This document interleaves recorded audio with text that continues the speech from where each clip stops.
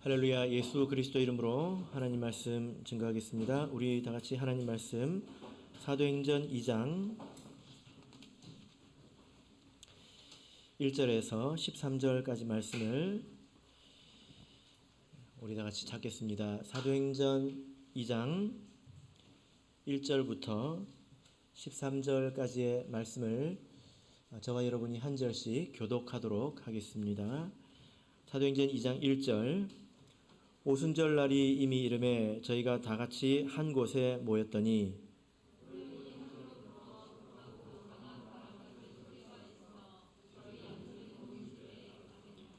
불의 혀같이 갈라지는 것이 저에게 보여 각 사람 위에 임하여 있더니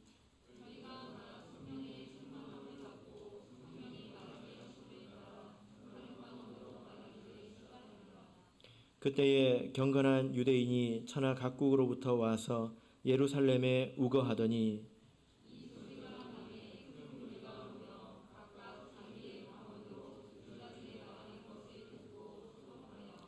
다 놀라 기이 여겨 이르되 보라 이 말 하는 사람이 다 갈릴리 사람이 아니냐.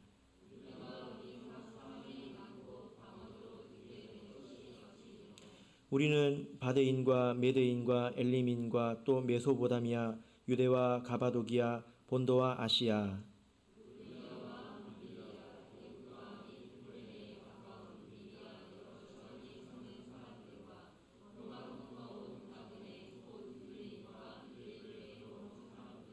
그레데인과 아라비아인들이라 우리가 다 우리의 각 방언으로 하나님의 큰 일을 말함을 듣는도다 하고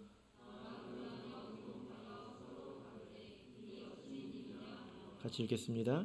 또 어떤 이들은 조롱하여 가로되 저희가 새 술이 취하였다 하더라. 아멘. 네, 오늘 이 시간은 오순절 성령 강림이라는 제목으로 하나님 말씀을 증거하겠습니다. 우리 참예수교회 성도들이 특별히 잘 알고 또 사랑하는 말씀이 사도행전 2장의 이 말씀이지 않습니까? 예, 오순절 성령 강림에 관한 말씀인데요. 우리가 이 말씀을 오늘 다시 한번 되새겨보는 시간을 가지도록 하겠습니다.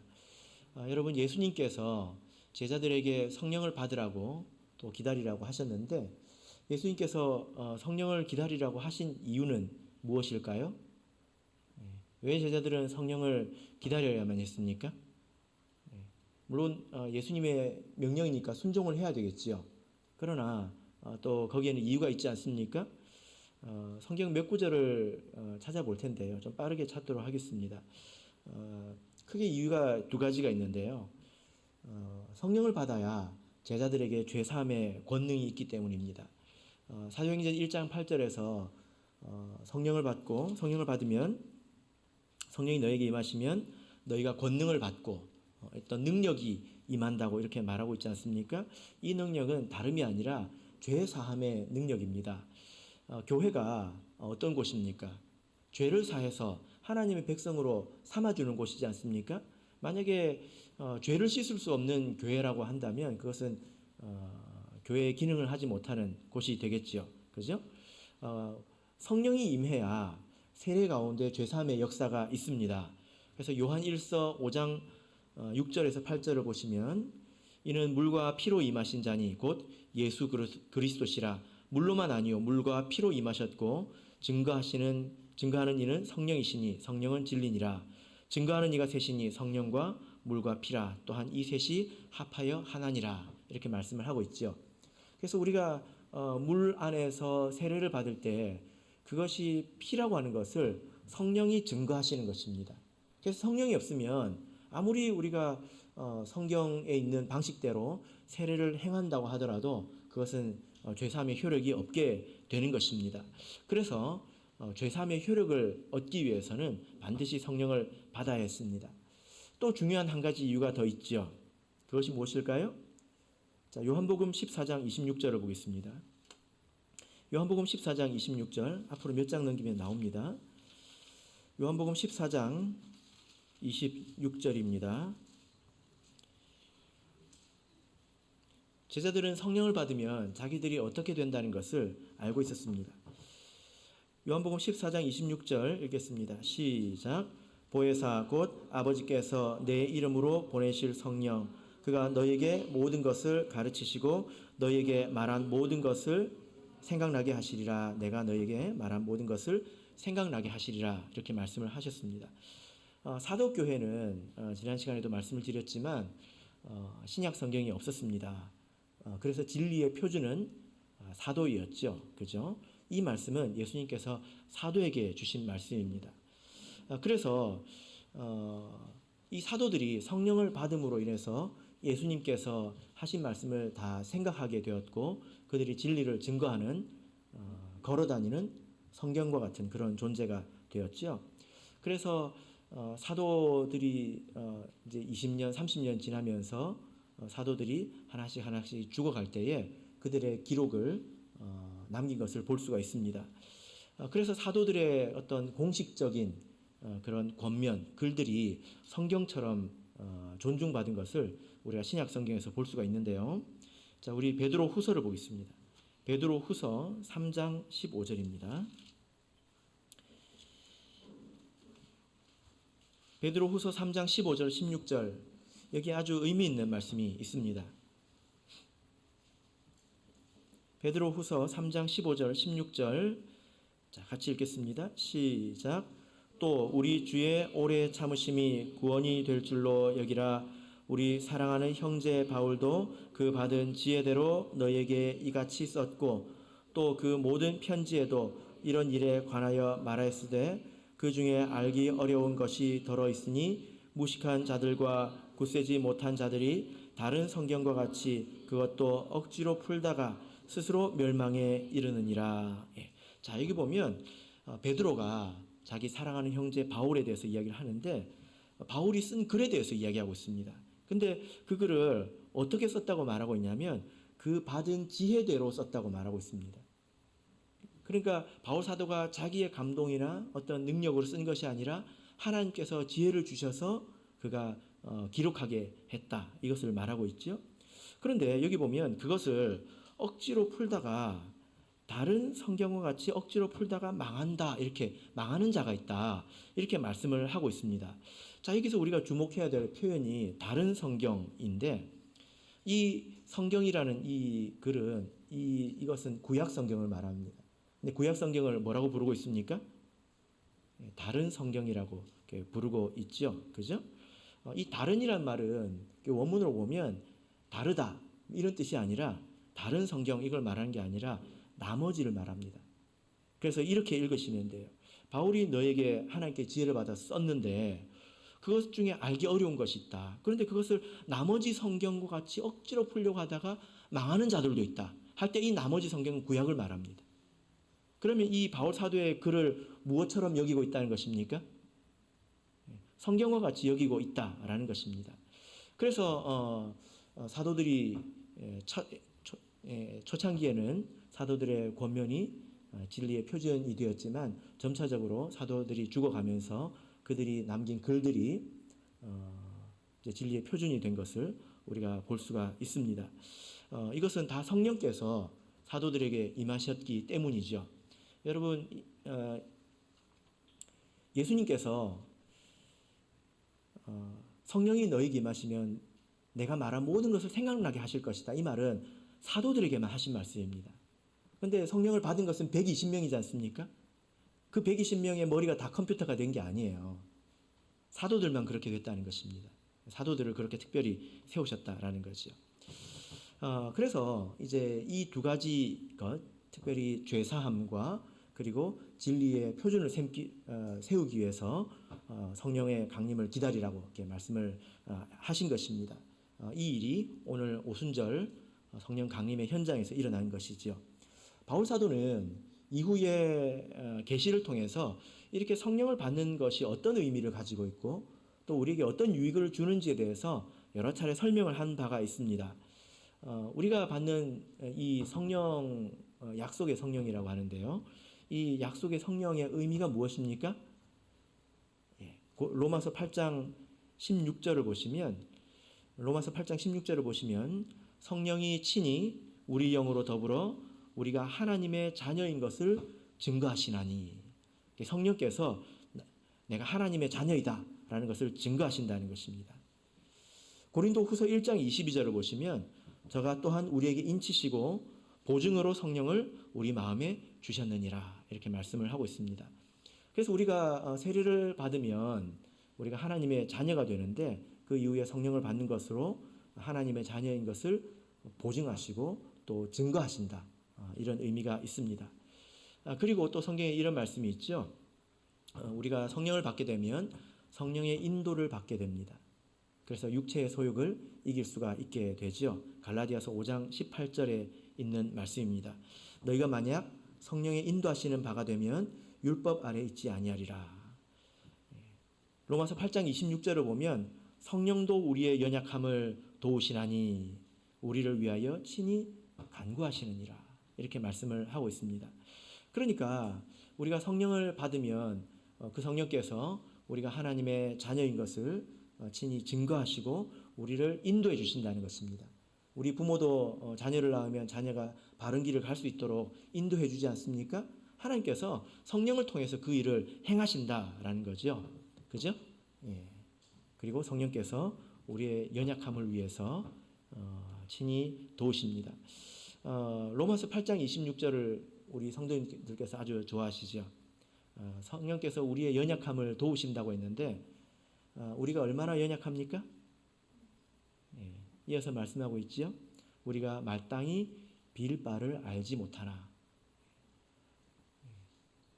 우리가 내일 무슨 일이 일어나는 줄 알면 내 기도 제목이 달라질 것입니다. 그렇지 않겠습니까? 근데 우리는 내일 무슨 일이 일어날 줄 모르죠? 그래서 사실 내가 지금 정말 나에게 필요한 것을 구하고 있는가 이건 알 수가 없어요. 그렇지 않겠습니까? 내일이면 내가 하나님 부르심 받아서 천국 가야 되는데 1년 뒤에 일을 내가 지금 잘 되게 해달라고 기도할 수도 있잖아요. 쓸모없는 기도거든요. 그게 우리의 연약함이라는 거예요. 얼마나 연약하느냐? 무엇이 필요하고 무엇이 좋은 것인지 우리는 사실 잘 모른다는 거예요. 우리는 통계와 확률로 살 뿐이죠. 그죠? 통계적으로, 확률적으로 그렇게 되면 좋더라. 이런 생각을 할 뿐입니다. 그러나 성령께서는 정말로 우리에게 좋은 것이 무엇인지 아시기 때문에 우리를 위해서 친히 간구해 주신다. 이것이 성령의 유익입니다. 그래서 베드로는 이 성령을 하나님의 선물이라고 말을 했죠. 그죠? 사도행전 2장 38절을 보면 예수 그리스도 이름으로 세례를 받고 죄 사함을 얻으라. 그리하면 성령을 선물로 받으리니. 여러분 하나님께서 스케일이 크지 않습니까? 하나님께서 아담과 그 하와에게 동산을 선물로 주셨잖아요. 이 지구를 선물로 주시지 않았습니까? 그 하나님께서 우리에게 꼭 필요한 성령을 선물로 주셨습니다. 자, 이 그 성령이 처음 내린 이 날이 바로 오늘 본문에 등장하는 오순절이라는 이 절기인데요. 여러분 오순절이라는 이 절기에 대해서 아십니까? 오순절 하면 이 50을 말합니다. 열이 5개 있는 50을 말합니다.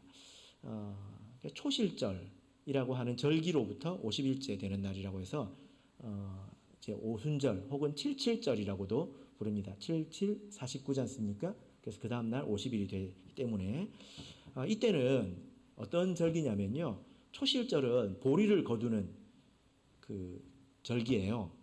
그로부터 50일이 지나면 밀을 거두게 됩니다. 제가 농사를 안 지어봐서 우리나라도 그런지는 잘 모르겠어요. 보리랑 밀을 딱 하면 보리를 좀 먼저 거둘 것 같아요. 성경에 있는 이 나라 그거대로. 잘은 모르겠습니다. 이스라엘은 그렇습니다. 그런데 이 오순절을 기점으로 해가지고 이제 곡식 추수는 다 끝납니다. 그리고 나서 이제 뭘 거두냐면 이제 과일을 추수하게 됩니다. 보통 이제 포도가 되겠는데요. 그 과일이 추수가 다 끝나면 이제 초막절이 되고 창고에 넣는다고 해서 수장절을 이제 지키게 되죠.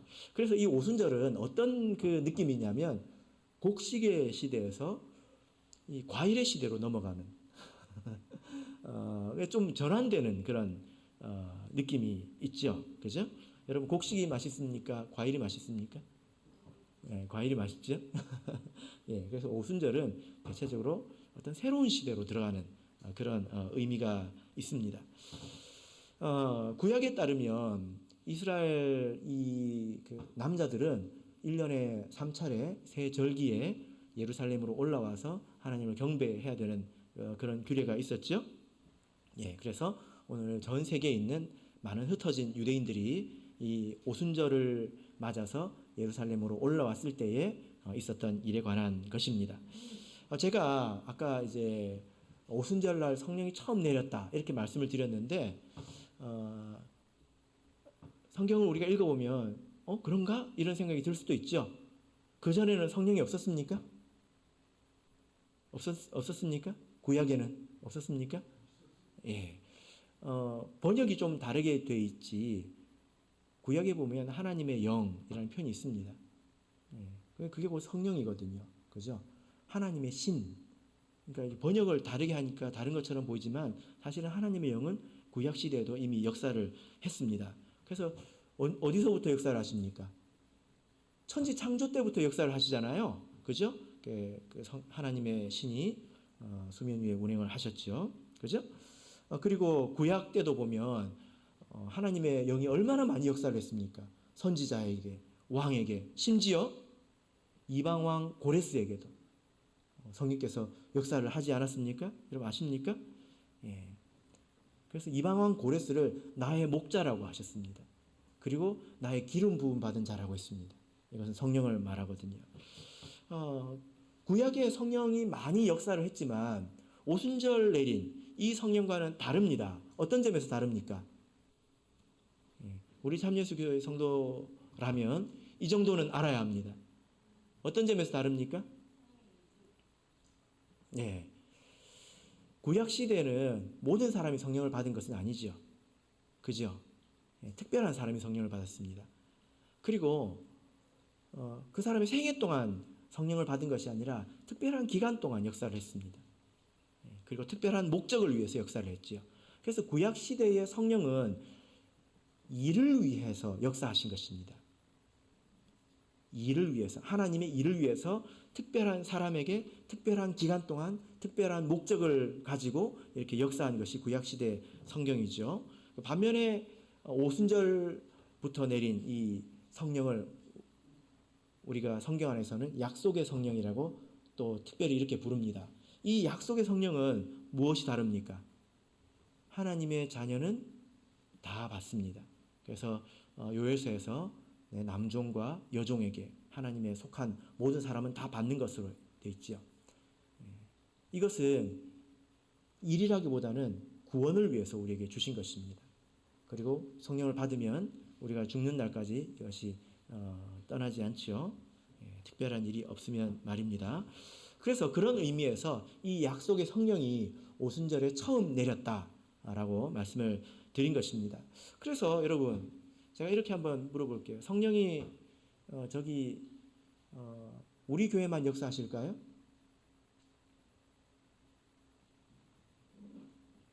그렇지 않습니다. 성령은 우리 교회만 역사하시는 것이 아닙니다.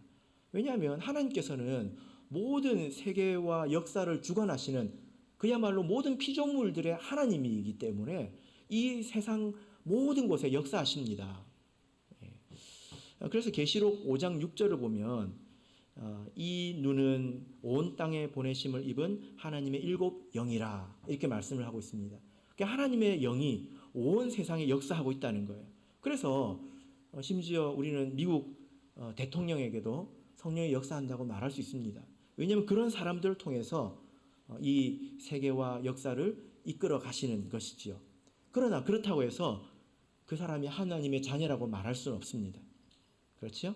고레스가 성경에 명시적으로 나의 목자라고 되어 있고 나의 기름 부음 받은 자라고 되어 있습니다. 그래서 그가 구원받는다는 뜻입니까? 아닙니다. 그런 차원에서의 성령은 온 세상에 역사할 수 있다는 거예요. 그러나 약속의 성령은 약속된 곳에서만 내리게 되어 있습니다. 자, 이 약속의 성령이 인류 가운데 처음 내린 때의 모습을 기록한 것이 바로 사도행전 2장의 말씀이죠. 그죠? 자, 우리 본문으로 돌아와서 1절부터 4절까지를 다시 한번 보겠습니다. 2장 1절에서 4절까지 다시 읽겠습니다. 시작.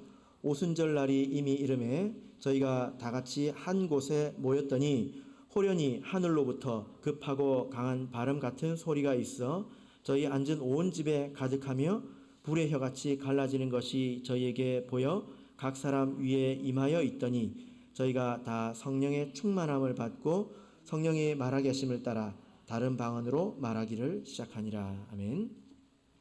자, 여기서 그들이 특별한 경험을 한 것을 기록을 하고 있는데 이 약 120명이 되는 이 사람들이 오순절날 경험한 것이 무엇입니까?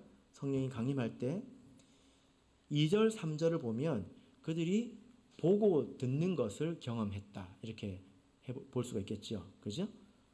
먼저 들은 것을 기록을 하고 있는데 어떤 것을 들었습니까? 급하고 강한 바람 같은 소리를 들었습니다. 바람 소리를 들었습니까? 바람 소리가 아니죠. 바람 같은 소리입니다. 어떤 소리인데 바람 소리 같은 그런 소리예요. 근데 바람 소리는 아닙니다. 바람 같은 소리입니다. 그 다음에 본 것이 있죠. 본 것은 무엇입니까? 불의 혀같이 갈라지는 것. 우리가 이렇게 캠프파이어 같은 거 해보면 불이 이렇게 올라오면서 불꽃이 끝에서 막 이제 사람의 꼭 혀처럼 새 혀처럼 이렇게 갈라지지 않습니까? 그런 그 불꽃이 보였다는 거예요. 근데 불의 혀가 보였습니까? 아니면 불의 혀 같은 것이 보였습니까? 불의 혀 같은 것이 보였죠. 그죠? 이것은 둘 다 영적인 현상입니다. 왜냐하면 우리가 한번 생각해 보십시다. 여러분, 이 120명의 사람들이 열심히 기도를 하고 있는데 기도할 때 눈을 뜨고 기도했을까요? 눈을 감고 기도했을까요? 예, 기도할 때 눈 뜨고 기도하는 사람은 대부분 기도를 열심히 안 하는 사람이죠. 그리고 안수 기도를 하는 사람이죠. 그래서 눈 뜨고 기도하고 싶으시면 신학에 지원하시면 됩니다.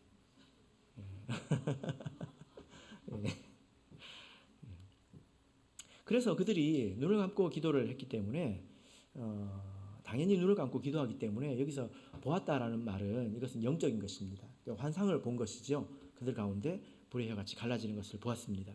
그리고 이 무엇 같은 것을 보고 무엇 같은 것을 들었다. 이 같다라는 말을 통해서 이 보는 것과 또 듣는 것이 그 같은 질, 동질의 현상인 것을 우리가 알 수 있습니다. 그래서 듣는 것도 영적인 소리였다는 것입니다. 실제로 기도하는 가운데 어떤 것을 듣거나 보거나 이런 것은 우리도 이제 이야기를 많이 들은 바가 있죠. 그죠? 자, 그런데 여기 이제 4절을 보시면 그들이 다 성령의 충만함을 받습니다. 성령으로 충만하게 되었다는 것입니다. 그리고 또 뭐라고 말하고 있습니까? 성령의 말하게 하심을 따라 다른 방언으로 말하기를 시작하니라. 누가? 저희가 다. 그죠? 저희가 다. 그래서 3절을 보시면 각 사람 위에 불의 혀같이 갈라지는 것이 있었고 그리고 저희가 다 성령의 충만함을 받아서 다른 방언으로 저희가 다 말했다는 것입니다. 그래서 우리가 이 말씀을 통해서 우리 참예수교회는 성령을 받는 유일한 증거는 방언을 말하는 것임을 우리가 믿고 있습니다. 이 내용에 대해서는 우리 성도님들께서 잘 아시기 때문에 이 정도 말씀을 드리겠습니다. 자, 그때 이렇게 성령을 받아서 방언을 말하는 때에 한 가지 이적이 일어나지 않습니까? 그죠? 이 내용에 대해서는 아마 우리 성도님들께서 많이 들으셨을 거라고 생각이 됩니다. 어떤 사건입니까? 오순절 천하 각국에서 온 많은 사람들이 이 방언을 듣고 이해했다는 것입니다. 그런 사건이 있죠. 11절에서 뭐라고 말하고 있습니까? 11절 중간부터 보시면 우리의 각 방언으로 무엇을 말함을 듣는도다 하고 있습니까? 하나님의 큰 일을 말함을 듣는도다. 이렇게 말하고 있습니다. 그러니까 어떤 것을 들었는데 그 사람들이 이해했다는 거예요. 그래서 이것은 하나님의 큰 일이다 라고 생각했다는 것입니다. 이것은 하나님의 큰 일이다 이렇게 생각했다는 거예요. 자, 여러분, 하나님의 큰 일은 어떤 걸까요? 우리가 이 말만 가지고는 알 수가 없죠. 근데 이 큰 일이라는 이 표현을 우리가 보면 이게 우리나라로는 큰 일, 이게 두 단어이지만 원문으로 보면 이것은 한 단어입니다. 희귀한 단어인데요. 자, 누가복음 1장 49절을 보겠습니다. 자, 여기서 큰 일이 등장합니다. 누가복음 1장 49절입니다.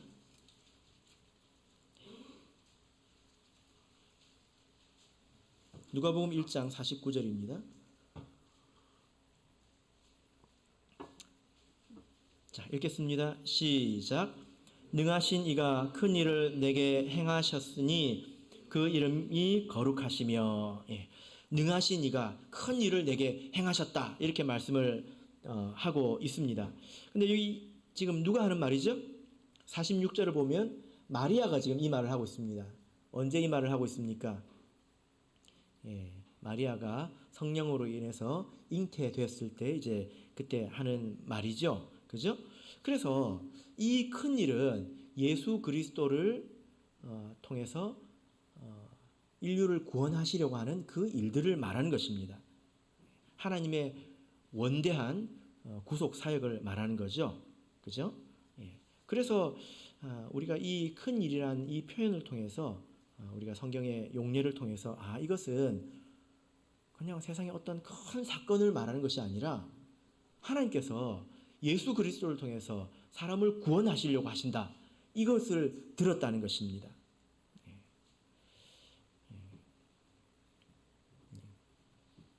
아주 놀라운 일이죠. 자, 여러분, 그러면 우리가 이 사건을 한번 차근차근 생각을 해보도록 하겠습니다. 여러분 지금 우리가 유대인들에게 예수님께서 인류의 구세주시다 이렇게 증거하면 그들이 듣고 믿을까요? 그럴까요? 지금 유대인들이 지금 잘 몰라서 그럴까요? 전혀 그렇지 않습니다. 유대인들이 기독교를 믿지 않는 데는 아주 분명한 이유가 있어요. 자기 나름대로 이유가 있습니다. 그래서 우리나라의 어떤 목사님 중에 미국에서 랍비 자격증을 따신 분이 있어요. 유대교에 들어가가지고 랍비 자격증을 따신 분이 있습니다. 근데 이분이 신문에다가 칼럼을 썼거든요. 왜 유대인이 예수님을 믿지 않느냐. 30몇 개가 나왔대요. 그걸 묶어가지고 책을 내려고 하니까 못 내게 하더래요. 이거 믿고 설득될까봐. 그런 이야기를 제가 이제 그분한테 직접 들어본 적이 있는데요. 그러니까 유대인들이 몰라서 안 믿는 게 아닙니다. 잘 알고 있습니다. 그런데 유대인들이 이런 하나님의 어떤 예수님을 통해서 인류를 구원하시려고 하는 그런 계획을 듣고 이것은 하나님의 큰 일이다. 이것은 받아들였다는 거거든요. 이것은 굉장히 놀라운 일이라는 거예요. 그죠? 아주 놀라운 일이라는 것입니다. 그래서 오늘 이 내용을 이제 어떤 사람들이 생각할 때 뭐라고 이해를 하냐면 이 제자들이 이렇게 기도할 때 방언으로 기도할 때 이것은 다른 나라 말이라는 거예요. 각 지역 말로 기도했다는 것입니다. 그래서 그것을 들은 사람들이 하나님의 큰 일을 들었다 생각을 했다는 것입니다. 이것은 이해가 부족한 말이죠. 그죠? 여러분 만약에 제가 미국 사람에게 가가지고 미국에 유대인들이 많이 있거든요. 유대인들이 가가지고 영어로 복음을 전하면 그 사람들이 믿을까요? 그렇지 않습니다. 이것은 그렇게 단순한 이야기가 아니죠. 그죠? 자, 그래서 오늘 이 사도행전 2장에 있는 이 사건을 잘 이해하려면 우리가 조금 차분하게 따져봐야 합니다. 우리 참예수교회 성도님들이 이 말씀을 이렇게 어설프게 알아가지고 잘못 이야기하면 씨름에 보면 되치기라고 있지 않습니까? 내가 힘을 열심히 썼는데 내 힘에 내가 당하는 일이 생길 수 있거든요. 그래서 이 말씀은 우리 성도님께서 좀 분명하게 아시면 좋겠습니다. 자, 이 장의 사건을 가장 알기 위해서 가장 기초적으로 알아야 될 내용이 뭐냐면 이 방언이라는 이 단어입니다. 여러분, 방언이 무엇입니까? 뭐 전라남도 방언, 뭐 지역 사투리를 말하잖아요. 그죠? 한번 생각해 보세요. 누가 성령을 받고 방언을 말했어요. 우리가 아는 그 방언을 말했어요. 근데 이런 건 세상에 없었어요. 그럼 이걸 뭐라고 불러야 될 거 아닙니까? 불러야 되잖아요. 이름을 붙인 게 방언이라는 거예요. 그죠? 근데 이 방언이라는 단어가 우리 그 한글 성경에서는 다 방언이라고 번역이 되어 있는데 원문을 보면 두 단어입니다. 두 개의 단어가 똑같이 방언이라고 번역이 되어 있습니다. 하나는 글로사라는 단어이고 또 하나는 디아렉토스라는 단어인데 이 두 개 뜻이 달라요. 근데 한글로 번역될 때는 다 방언이라고 번역이 됐습니다. 그럼 이걸 읽고 제대로 이해할 수 있을까요? 없을까요? 잘 없어요. 이해를 할 수가 없습니다. 그리고 이 말씀 중에는 약간 오해를 유발하는 그런 이제 오역도 조금 있거든요. 그것을 좀 말씀드리도록 하겠습니다. 근데 이제 영어나 중국어 성경은 이것을 반영해서 번역을 하고 있거든요. 그래서 영어 같은 경우에는 글로사는 텅 해가지고 혀라는 뜻입니다. 이 텅에는 언어라는 뜻도 있지만 가장 기본적인 뜻은 혀라는 뜻이 있어요. 그 다음에 디아렉토스, 이것은 이제 언어라는 그런 뜻이죠. 중국어 성경에서는 이 글로사, 이거를 영언이라고 번역을 하고 있고요. 디아렉토스는 이제 언어라고 이렇게 번역을 하고 있습니다. 말이라고 번역을 하고 있죠. 자, 가장 기본적으로 알아야 될 것은 이 방언이라고 하는 것은 사람이 알아들을 수 없는 말이지 않습니까? 고린도전서 14장 2절을 우리 잘 아시죠? 방언을 말하는 자는 사람에게 하지 아니하고 하나님께 하나니 이는 알아듣는 자가 없고 그 영으로 비밀을 말함이니라. 그래서 방언이라고 하는 것은 내 영으로 비밀을 말하는 거예요. 나의 비밀을 말하는 것입니다. 영적인 언어. 그래서 영언이라고 번역을 하는 것입니다. 그런데 때로 이 방언으로 기도할 때에, 그래서 우리가 방언으로 기도하면 다른 사람들이 알아들을 수가 없는 거예요. 근데 때로 방언으로 기도할 때에 그 방언을 통해서 하나님이 사람에게 말씀을 주실 때가 있지요. 그래서 방언은 원래는 사람이 하나님께 하는 말이에요. 사람이 하나님께 하는 말입니다. 근데 그 방언이라는 통로를 통해서 하나님께서 사람에게 말을 주실 때가 있다는 것입니다. 이것이 바로 은사의 방언이죠. 그죠? 이것은 우리가 알아들어야 되기 때문에 언어의 형태, 우리가 이해할 수 있는 형태로 우리에게 주어지게 됩니다. 그래서 그때는 옆에서 통역하는 사람이 있기도 하고, 그리고 혹은 자연스럽게 그 방언을 알아듣게 되기도 하지요. 그죠? 자, 우리가 이 정도 이해를 가지고 사도행전 2장으로 가보겠습니다.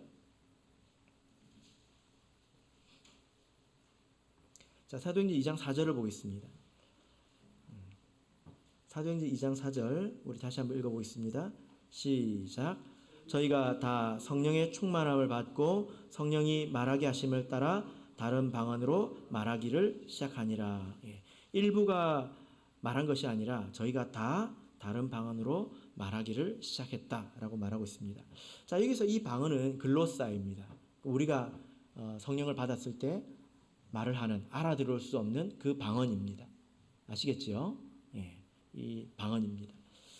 자, 6절을 보시면 성령을 받아서 방언으로 말을 했구나, 이것입니다. 자, 6절을 보시면 6절을 읽어보겠습니다. 시작. 이 소리가 나매 큰 무리가 모여 각각 자기의 방언으로 제자들의 말하는 것을 듣고 소동하여. 자, 6절을 보시면 여러분, 이 방언은 뭘까요? 자, 이 소리가 나매 큰 무리가 모여 각각 자기의 방언으로 제자들의 말하는 것을 듣고 소동하여. 그럼 제자들이 무엇을 말했습니까? 제자들이 지금 무엇을 말했어요? 자기의 방언으로 말했다는 거지 않습니까? 그럼 이 방언은 무엇입니까? 예. 그럼 제자들이 외국어를 말했다는 뜻이 되는 거잖아요. 그죠? 예. 근데 그렇지 않습니다. 이 부분이 이제 좀 이렇게 이해하기 힘든 부분인데 사실 오역입니다. 이 부분을 제가 좀 설명을 드리자면, 자기의 방언으로 제자들의 말하는 것을 듣고, 이게 아니고 제가 이렇게 바꿔서 이렇게 해볼게요. 이 소리가 나매 큰 무리가 모여 제자들의 말하는 것을 자기의 방언으로 듣고 소동하여, 이렇게 됩니다. 이해가 되십니까? 예, 이해가 안 되시면 넘어가도 됩니다. 그러니까 제자들이 무엇을 말했는지는 여기서 말을 안 하고 있어요. 들은 것에 대해서 말하고 있습니다. 들은 것에 대해서. 그들이 제자들의 말하는 것을 자기들의 방언으로 들었다는 거예요. 그래서 이 방언은 디아렉토스입니다. 언어입니다. 자기들 나라 말로 들었다는 뜻입니다. 그래서 자기의 방언으로가 말하는 것을 수식하는 게 아니라 듣는다를 이렇게 수식하게 되는 것입니다.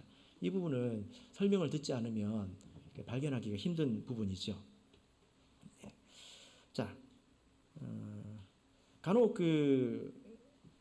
지금도 그런 데가 있는지 모르겠는데요. 간혹 방언을 외국어라고 생각하는 데도 있습니다. 그래서 뭐 프랑스 방언 받았다, 뭐 중국 방언 받았다, 그런 사람들도 있어요. 제가 예전에 어떤 구도자를 만났는데 자기 교회에 어떤 분이 방언으로 기도를 했답니다. 뭐 교회마다 좀 다른 것 같아요. 자기 교회는 방언으로 기도하는 사람이 되게 많았대요. 근데 그 중에 이제 사찰이라고 해가지고 교회에서 봉사하시는 분이 자기는 중국 방언을 받았다고 이렇게 이야기를 하셔가지고 자기가 너무 신기해가지고 기도할 때마다 그분 옆에 앉아서 기도를 했대요. 그러니까 처음에 들었을 때는 진짜 중국어처럼 들렸대요. 계속 들어보니까 중국어가 아니고 이게 똑같은 말이 반복되더래요. 예. 이제 비슷한 발음이 중국어 같은 그런 발음이 반복되더랍니다. 그래서 저게 중국어가 아니구나. 근데 왜 중국어도 아닌데 중국 방언이라고 하지? 자기 그게 되게 이제 헷갈렸다, 이런 이야기를 하더라고요. 실제로 뭐 프랑스 방언, 뭐 영국 방언, 이런 방언을 받았다라고 하시는 분들인데 그건 개념이 잘못된 거죠. 그죠? 만약에 영국 방언이라고 하면 그건 영어입니다. 성령을 받아서 내가 영어를 말할 수 있게 됐다는 거예요. 중국 방언은 중국어죠. 이것은 이게 잘못 이해한 것입니다. 다 이렇게 생각하는 것 같지는 않아요. 근데 이렇게 오해하는 사람들도 제법 있습니다. 저도 이제 본 적이 있고. 예. 그래서 여기서 말하는 것은 6절은 제자들이 말하는 것을 자기의 방언으로 들었다는 것입니다. 예. 자, 7절, 8절. 그래서 그 사람들이 어떻게 합니까? 7절, 다 놀라 기이 여겨 이르되 보라, 이 말하는 사람이 다 갈릴리 사람이 아니냐. 8절 읽겠습니다. 시작. 우리가 우리 각 사람의 난 곳 방언으로 듣게 되는 것이 어찌미뇨. 8절은 쉽죠. 8절은 이 방언이 뭘까요? 디아렉토스입니다. 그래서 이것은 언어가 되겠죠. 신기한 것입니다. 요즘처럼 글로벌 시대가 아니에요. 요즘 글로벌 시대에도 여러분들 외국어 잘 못하시잖아요. 근데 지금 이 시대는 2000년 전입니다. 갈릴리 촌동네 사람들이 어떻게 저기 외국어를 다 할 수 있겠느냐. 이게 놀라운 것입니다. 그렇죠? 그래서 어떻게 이 사람들이 우리 각 사람의 난 곳 방언으로 그 나라 말로 듣게 되느냐. 지금 놀라고 있는 장면이죠. 그러면서 우리가 여기저기서 왔다고 9절에서 11절까지 이렇게 말을 하고 있습니다. 지도를 그려보면요, 굉장히 먼 곳이에요. 여러 언어가 있습니다. 자, 11절 보겠습니다. 11절 읽겠습니다. 시작. 그레데인과 아라비아인들이라, 우리가 다 우리의 각 방언으로 하나님의 큰일 말함을 듣는도다. 11절도 좀 어렵습니다. 여기에도 약간의 오역이 있는데 원문을 보면 각이 없습니다. 각이라는 단어가 없습니다. 근데 여기는 넣었죠. 이건 번역하는 사람이 자기도 모르게 자기의 생각이 너무나 당연하다고 생각해서 이게 반영이 돼버린 거예요. 원문을 보면 없습니다. 제가 여러 번 확인을 했는데요. 11절은 잘 분해해서 봐야 합니다. 여러분 11절의 이 방언은 뭘까요? 설명을 드리기 전에 한번 맞춰보세요. 11절의 이 방언은 뭘까요?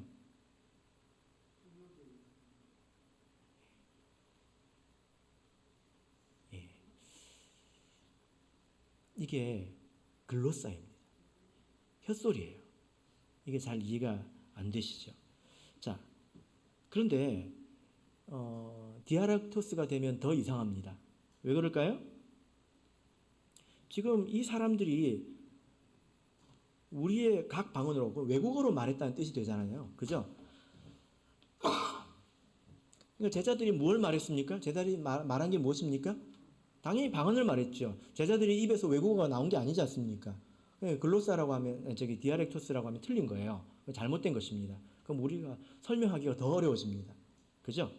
자, 여기서 보면 우리가 하나씩 따져보자면, 자, 그들이 무엇을 들었습니까? 말하는 것을 들었습니다. 무엇을 말했습니까? 하나님의 큰 일을 말했어요. 그럼 무엇으로 말했습니까? 우리의 각은 뺍시다. 우리의 방언으로 들었다라는 것입니다. 그러면 이 우리에만 빠지면 이해하기가 너무 좋을 것 같아요. 방언으로 하나님의 큰일 말한 걸 들었다. 그러면 시원하잖아요. 우리에가 붙으니까 헷갈리지 않습니까? 그죠? 그럼 우리에는 왜 붙었을까요? 이 우리라는 말은 이 단어도 특이한 단어입니다. 한글로 보면 안 보이는 단어예요. 8절에 보십시오. 8절, 9절 보면 우리라는 말이 많이 나오잖아요. 우리가 우리 각 사람의 난곳 방언으로 듣게 되는 것이 어찌면요 우리는 나오지 않습니까? 근데 이 우리하고 11절의 이 우리는 다른 글자입니다. 그래서 이 우리는 우리에게 속한 이런 뜻입니다. 우리에게 속한. 그래서 왜 우리라고 붙였느냐?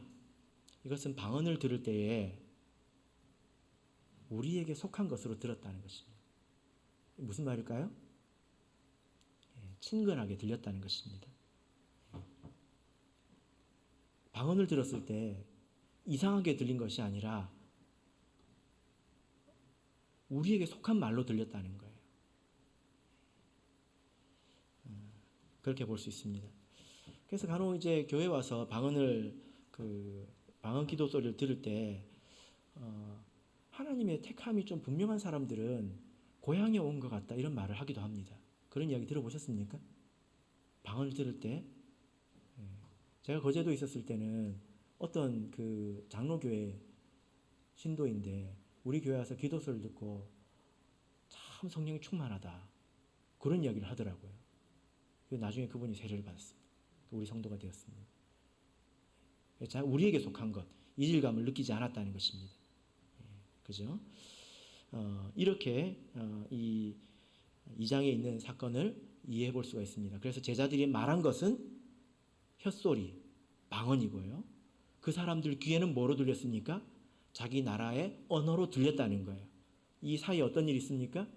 하나님께서 통역해 주시는 그런 특별한 은사가 있었다라는 거죠. 그죠? 이렇게 2장의 사건을 정리해 볼 수가 있겠습니다.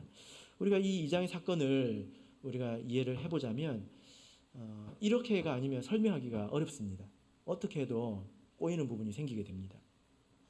우리가 2장의 사건을 통해서 교훈을 얻을 수 있는 것은 우리 참예수 교회의 성령과 방언에 관한 진리 그리고 경험이 성경과 정확하게 일치한다는 것입니다.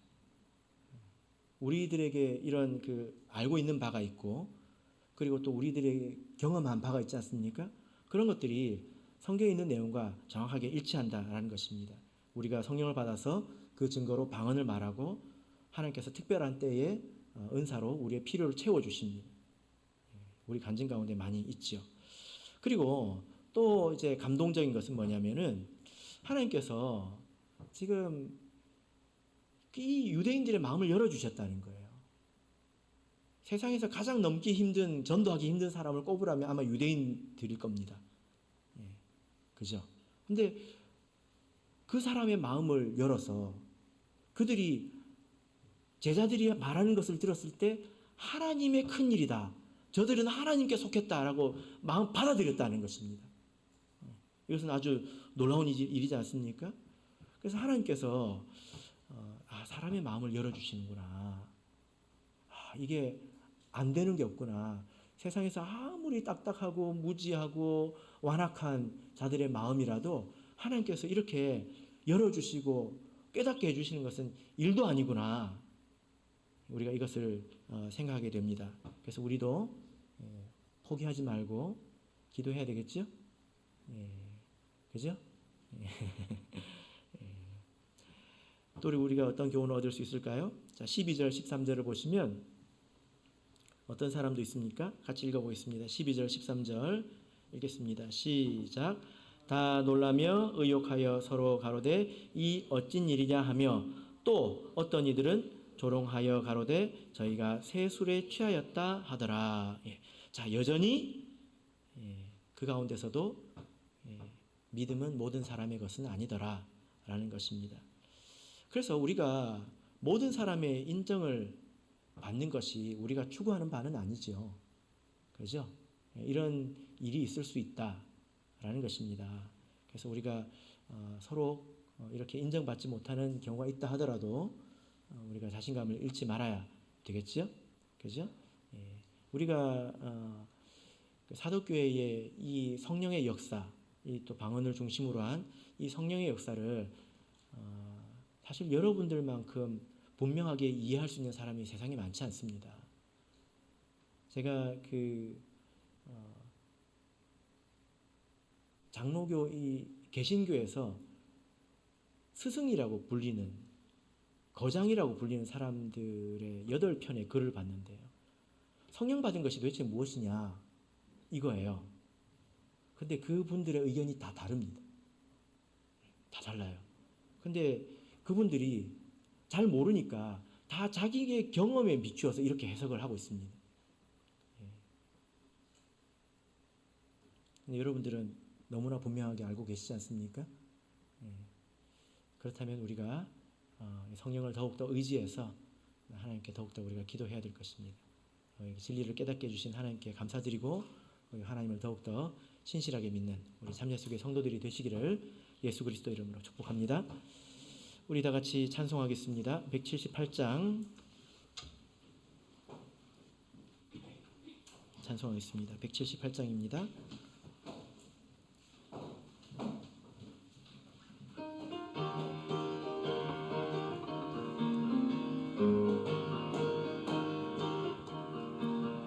은혜가 풍성한 하나님은 믿는 자 한 사람 한 사람 어제나